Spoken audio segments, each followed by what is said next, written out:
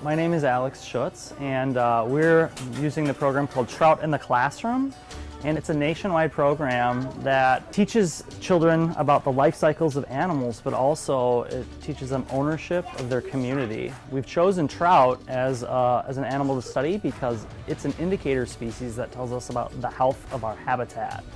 So children have learned about the life cycle of trout, they've learned about the habitat of trout, they've learned about points of pollution, and then the most interesting part is that we're actually raising rainbow trout in our classroom, and we're going to stock those into our community, into a county park for everyone to fish for.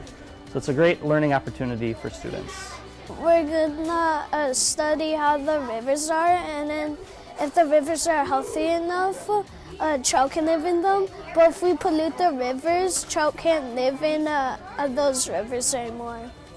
So our program has been split into 4 weeks of curriculum with 4 different major projects. One is the life cycle of a trout from egg all the way through its stages to a spawning adult.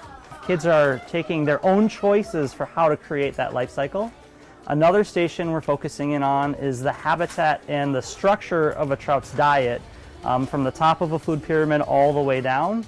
And again, we've given them choices whether they want to build an energy pyramid, a food web, or a food chain.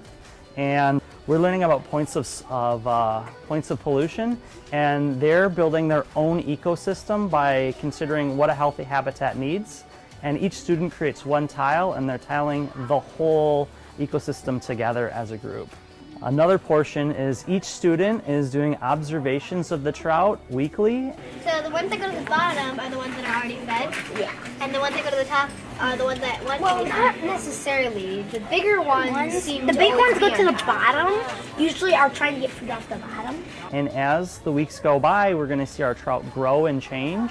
And their observations are being put together in a binder for this season's Trout in the Classroom program. And we hope to have multiple binders as multiple years go by. My favorite part is getting to see the trout be released in the water.